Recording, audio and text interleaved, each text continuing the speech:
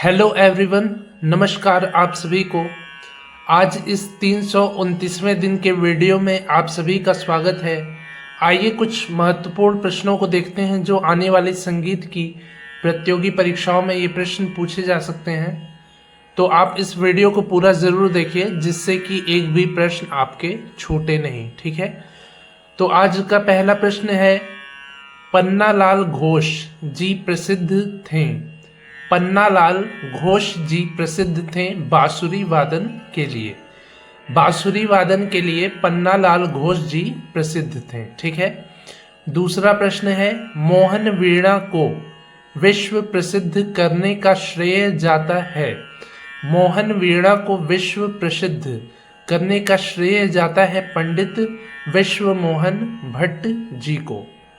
पंडित विश्व मोहन भट्ट जी को मोहन वीणा को विश्व प्रसिद्ध करने का श्रेय जाता है। मोहन वीणा के आविष्कारक भी हैं पंडित विश्व मोहन भट्ट जी, और इन्होंने ही मोहन वीणा को विश्व में प्रसिद्ध किया है। तीसरा प्रश्न है, उस्ताद अलाउद्दीन खां के गुरु हैं। उस्ताद अलाउद्दीन खां जो मैहर घराने के संस्थापक हैं, इनके गुरु हैं वजीर खां। उस्ताद वजीर खां जी उस्ताद अलाउद्दीन खां जी के गुरु हैं। चौथा प्रश्न है, दीपचंदी ताल की जाति है। दीपचंदी ताल की जाति है मिश्र जाति। मिश्र जाति की ताल है दीपचंदी ताल। पांचवा प्रश्न है, दक्षिण ताल पद्धति में कुल कितनी ताल हैं। दक्षिण ताल पद्धति में तालों की कुल संख्या है 7। 7 ताल होते हैं जिन्हें सप्तसुलादी ताल भी कहते हैं दक्षिण भारतीय संगीत पद्धति में या कर्नाटक संगीत पद्धति में।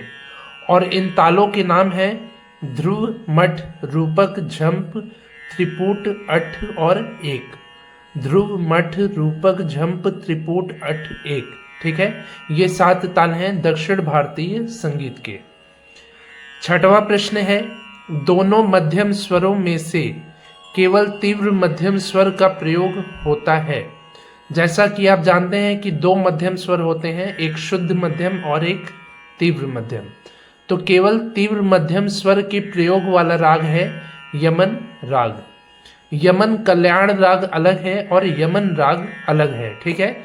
तो यमन राग में केवल तीव्र मध्यम स्वर का प्रयोग होता है और यमन कल्याण राग में दोनों मध्यम स्वरों का प्रयोग होता है।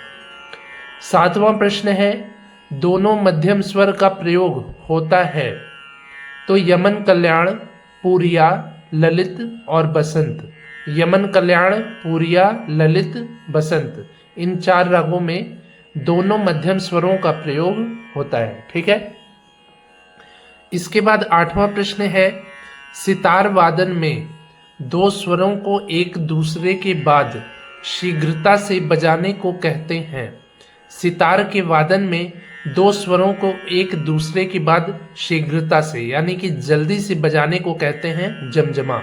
जमजमा को सितार पर बजाया जाता है और इसमें एक स्वर के बाद दूसरे स्वर को तुरंत बजाया जाता है, ठीक है। जल्दी से, शीघ्रता से बजाया जाता है सितार पर जमजमा के द्वारा स्वरों को, ठीक है। इसके बाद 9वां प्रश्न है, जमजमा समान है। जमजमा जो है ये समान है कंपित गमक के। 15 प्रकार के गमक होते हैं उत्तर भारतीय संगीत में, तो उसमें से जो कंपित गमक है वो जमजमा के समान है। 10वां प्रश्न है, सम निकलने के बाद सम दिखाना कहलाता है। सम निकलने के बाद सम दिखाना कहलाता है अतीत, यानी कि जो बीत गया। सम जैसे निकल रहा है उसके बाद यदि सम यहाँ पे आना चाहिए पहली मात्रा पर वो पहली मात्रा पर ना कि बाद में दिखाया जा रहा है, तो उसको कहेंगे अतीत, ठीक है। जो बीत गया हो, अतीत हो गया हो, उसको अतीत कहेंगे। सम निकलने के बाद में सम दिखाने को अतीत कहते हैं। 11वां प्रश्न है, स्टील के तार में ध्वनि का वेग होगा। स्टील के तार में ध्वनि का वेग होगा 16,443। 16,443 वेग होगा स्टील के तार में ध्वनि का, ठीक है। इसके बाद 12वां प्रश्न है, तानपुरे के तार की लंबाई होती है, तानपुरे के तार की लंबाई होती है 150 सेंटीमीटर। 150 सेंटीमीटर होता है तानपुरे के तार की लंबाई। तानपुरे में 4 तार होते हैं और चारों तारों की जो लंबाई होती है वो 150 सेंटीमीटर होती है। ठीक है। इसके बाद 13वां प्रश्न है, ऋषभ स्वर से संबंधित पशु पक्षी है। पपीहा, या इसको चातक भी कहते हैं। ठीक है। पपीहा जो पक्षी है, इसका जो स्वर है ये ऋषभ स्वर से मिलता जुलता है। 14वां प्रश्न है, ITC रिसर्च एकेडमी स्थित है। ITC रिसर्च एकेडमी स्थित है कोलकाता में। कोलकाता पश्चिम बंगाल में है। यहाँ पर ITC रिसर्च एकेडमी स्थित है। ठीक है। 15वां प्रश्न है, तराना का दक्षिण भारतीय नाम है। तराना का दक्षिण भारतीय नाम है तिल्लाना। तिल्लाना कहते हैं कर्नाटक संगीत में तराने को। ठीक है। 16वां प्रश्न है, तराना का प्राचीन नाम है। तराना का प्राचीन नाम है स्तोभ गान। स्तोभ गान जो है ये प्राचीन नाम है तराने का, और दक्षिण भारतीय नाम है तिल्लाना, और उत्तर भारतीय संगीत में तराना कहते हैं। ठीक है। इसके बाद 17वां प्रश्न है, मसीत खानी गत के आविष्कारक हैं। मसीत खानी गत के आविष्कारक हैं मसीत खां जी। उस्ताद मसीत खां जी मसीत खानी गत के आविष्कारक हैं। 18वां प्रश्न है, पखावज वाद्य की संगत की जाती है। पखावज वाद्य बजाया जाता है ध्रुपद गायकी के साथ। ध्रुपद के साथ पखावज वाद्य का संगत किया जाता है। 19वां प्रश्न है, रूपक ताल का छंद है। रूपक ताल जिसके बोल है ती ती ना धी ना धी ना, 7 मात्रा की ताल है। तो इसमें पहले विभाग में 3 मात्रा, दूसरे विभाग में 2 मात्रा और तीसरे विभाग में 2 मात्रा आता है। तो 3-2-2 का छंद होता है रूपक ताल का। इसके बाद 20वां प्रश्न है, चौगुन की लयकारी में एक मात्रा में कितने मात्रा का प्रयोग करते हैं। चौगुन की लयकारी में एक मात्रा में 4 मात्रा का प्रयोग करते हैं। एक मात्रा में 4 बोलों को बोला जाता है।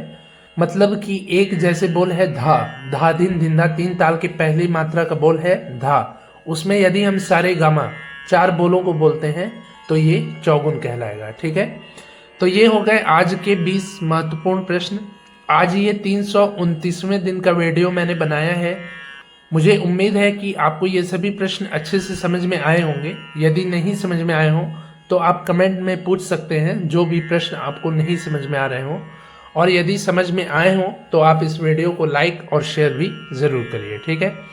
आज ये 329वें दिन का वीडियो है। इसके पहले मैंने 328 वीडियोस को बनाया है, जिसके प्लेलिस्ट का लिंक नीचे डिस्क्रिप्शन में है। यदि आपने अभी तक उन महत्वपूर्ण वीडियोस को नहीं देखा है तो अवश्य ही देख लीजिए, जिससे कि आपके आने वाले प्रतियोगी परीक्षाओं की अच्छे से तैयारी हो पाए। ठीक है। तो मिलते हैं ऐसे ही अगले नए वीडियो में। तब तक के लिए नमस्कार, धन्यवाद।